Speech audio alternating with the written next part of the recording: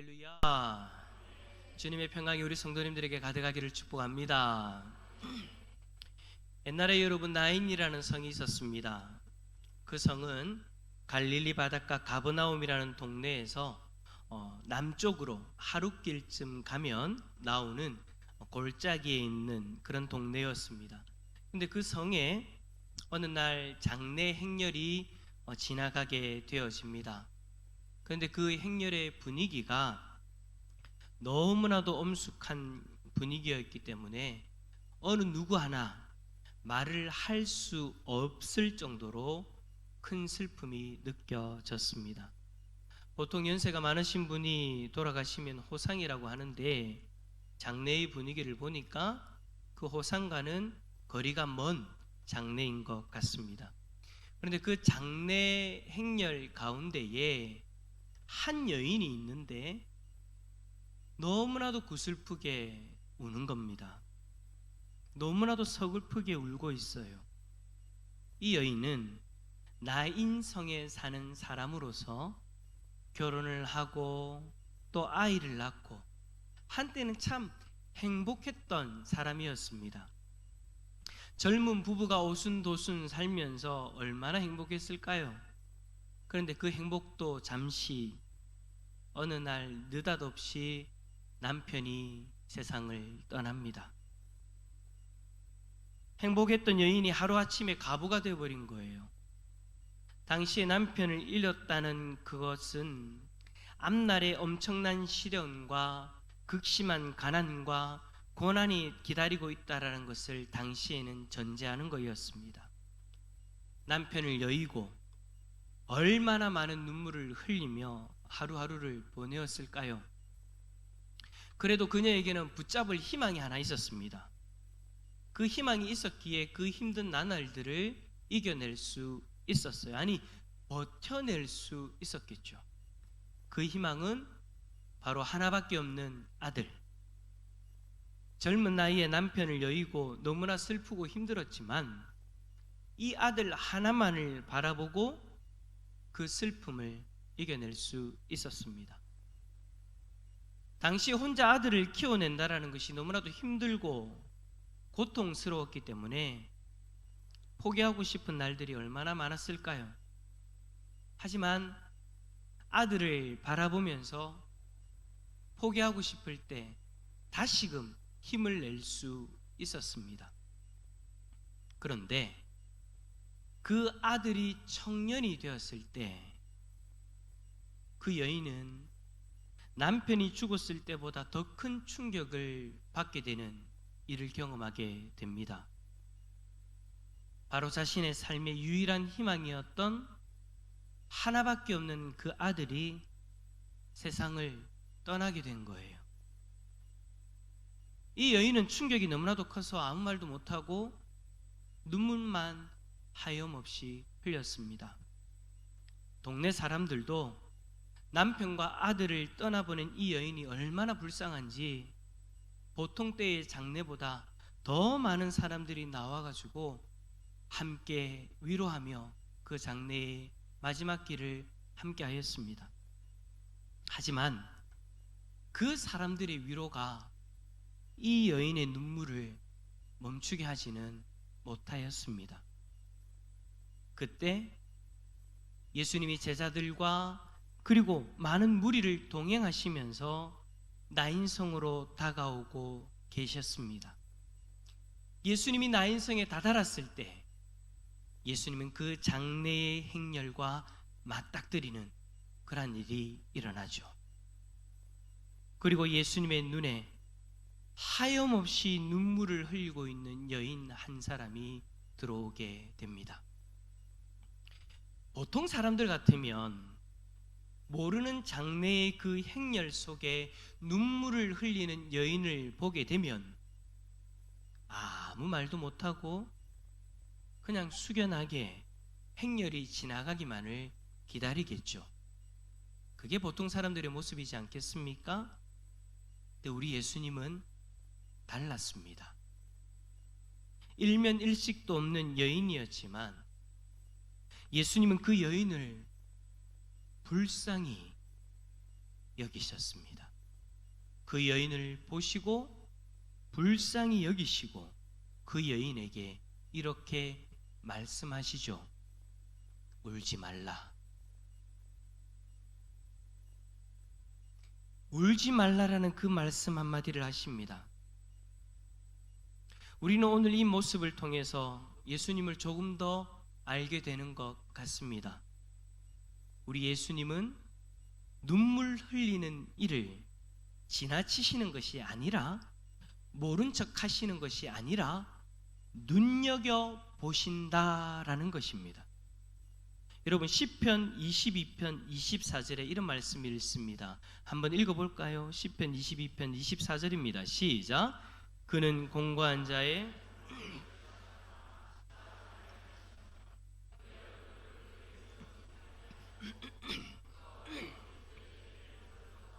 아멘. 우리 예수님은 곤고한 자가 눈물을 흘릴 때에 자신의 얼굴을 숨기지 아니하신다라고 그렇게 말씀합니다. 이 말은 우리가 눈물을 흘릴 때에 주님이 눈여겨보고 계신다라는 거예요. 우리 중에 눈물을 흘리지 않는 이가 누가 있겠습니까? 지금껏 몇십 년 동안 여러분 살아오시면서 누구나 한 번쯤은 눈물을 흘리셨을 거예요. 남자 성도님들이라 할지라도 슬픈 일을 당하고 눈물을 흘린 적이 있으실 겁니다. 우리는 오늘 성경에 나오는 여인처럼 사랑하는 이를 먼저 보내었을 때에 눈물을 흘렸고, 어떤 이는 자신의 힘으로는 어떻게 할 수 없는 큰 어려움을 맞닥뜨렸을 때에 내가 아무것도 할 수 없다라는 것 때문에 눈물을 흘렸을 것이고, 어떤 이는 억울한 일을 당하였을 때, 또 어떤 이는 큰 병에 걸렸을 때 너무나도 많은 눈물을 경험하였을 겁니다. 우리는 이 세상을 살아가면서 눈물을 흘릴 만한 일들을 참 많이 경험하게 됩니다. 여러분, 예수님도 눈물을 흘리셨다라는 것 알고 계시나요? 십자가에 달리실 때 말고요, 이 땅에 계실 때에 예수님도 눈물을 흘리셨습니다. 예수님은 나사로가 죽었을 때에 마리아와 마르다가 우는 그 모습을 보시고 마음에 비통함을 경험하셨다, 비통히 여기셨다라고 그렇게 성경은 기록하고 있습니다. 근데 이 비통함은 사랑하는 사람들을 죽음으로 이끌고 가는 죄에 대한 분노였습니다. 그 거룩한 분노를 예수님의 마음 가운데 경험하시는 거예요. 예수님은 그 비통한 마음과 그리고 죽음으로 인해서 슬퍼하는 이들을 불쌍히 여기셨는데, 그 마음으로 인하여서 예수님은 결국 눈물을 흘리신 것을 요한복음 11장 35절에서 정확하게 기록하고 있습니다. 예수님도 사랑하는 이들의 고통으로 인하여서 눈물을 흘리셨어요.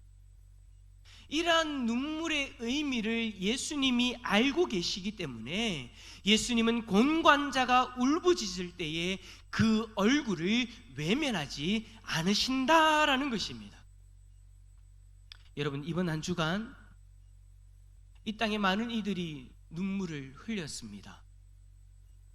하염없이 내리는 비로 인하여서 산이 무너지고 물이 넘쳐서 마을들을 덮쳤습니다. 하루아침에 삶의 터전을 다 잃어버렸어요. 직장, 집, 그 모든 것들을 잃어버리고 사지로 내몰린 이들, 그리고 그들의 가족들이 눈물을 흘리며 울부짖는 장면들을 우리는 지난 한 주간 뉴스를 보면서 경험하였습니다. 저는 그들이 슬퍼하는 장면들을 보면서 이제 어떻게 살아야 되냐고 그렇게 우는 그 모습을 보면서 얼마나 마음이 아프고 답답했는지 모릅니다. 그럼 제 마음속에 걱정이 생기는 거예요. 하나님, 이제 저들이 어떻게 살아야 됩니까?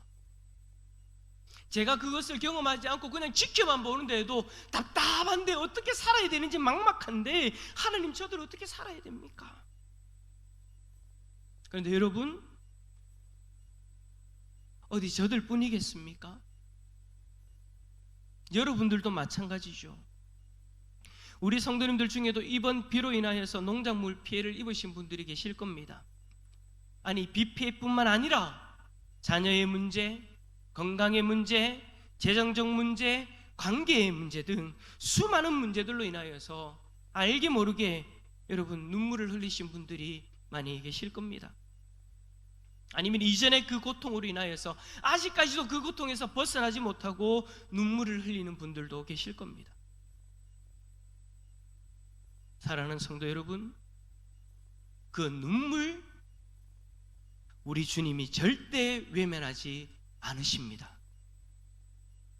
나인성 여인의 눈물을 그냥 지나치지 아니하시고 보신 것처럼 우리 예수님이 여러분의 눈물을 보셨습니다.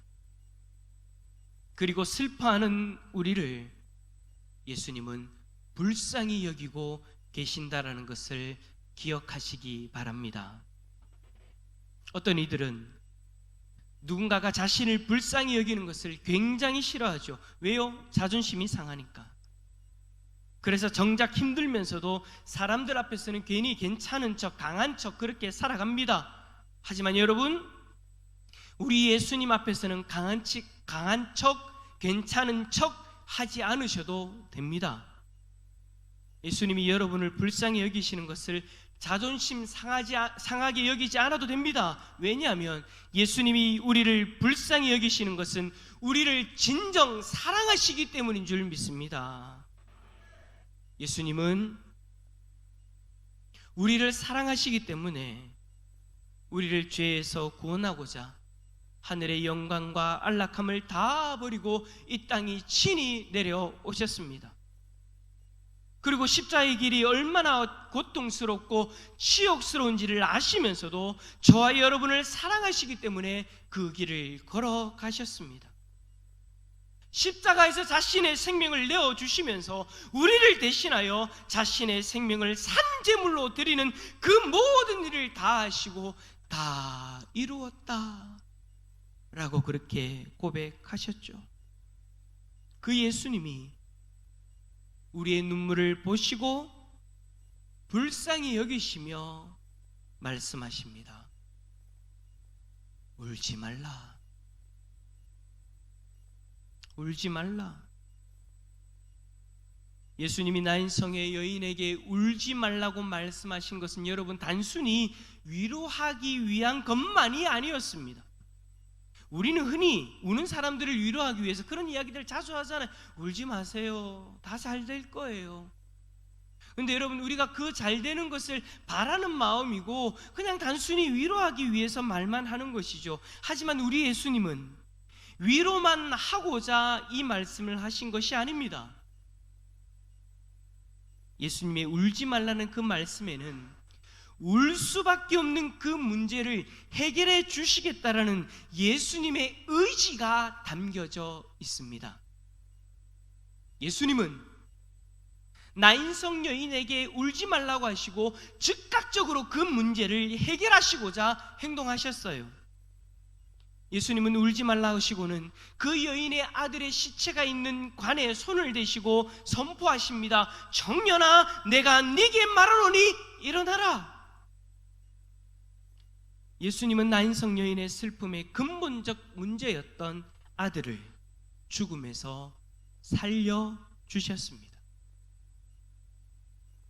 예수님이 죽음을 이기시는 이 사건을 통해서 우리가 발견하는 진리가 있습니다. 우리에게도 울지 말라고 말씀하시는 예수님은 우리 인생의 슬픔의 근본적 문제를 해결하기 위해서 친히 일하셨고 지금도 일하고 계신다라는 것입니다. 그 문제가 무엇입니까? 그 문제는 바로 죄로 말미암아 영원한 죽음의 심판을 받게 되는 것이죠. 예수님은 이 문제를 위해서 자신의 생명을 내어주셨고 결국 죽음을 이기고 부활하셨습니다. 이제 우리에게 영원한 죽음인 지옥 형벌은 찾아오지 않습니다. 예수님의 생명으로 말미암아 영원한 생명을 저 천국에서 누릴 수 있는 하나님의 백성들이 다 된 줄 믿습니다. 뿐만 아니라 이 일로 인하여서 지금 우리가 누릴 수 있는 은혜도 있죠. 히브리서 4장 16절 말씀 함께 읽어봅시다. 시작.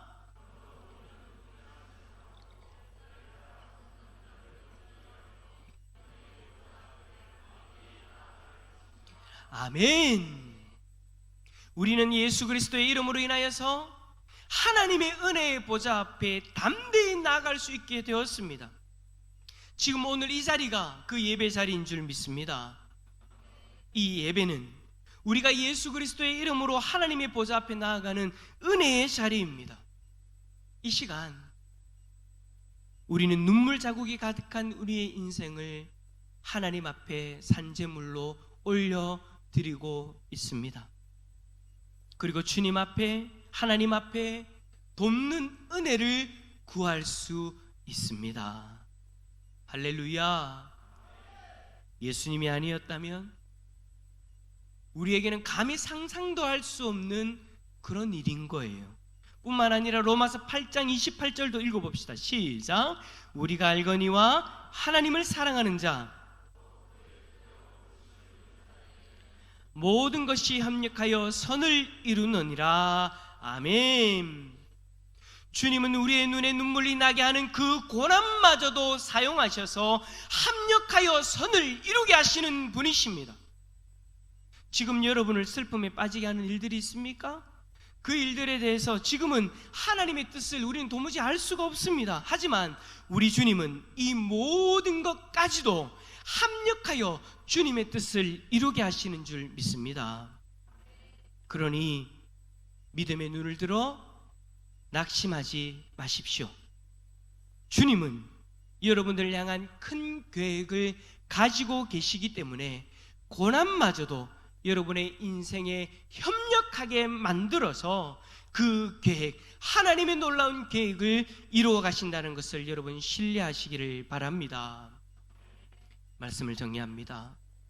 믿지 않는 사람들이 교회에 와서 이상하게 여기는 것 중에 하나가 여러분 뭔지 아십니까? 교회에 가면 교인들이 자꾸 눈물 흘린다라는 겁니다.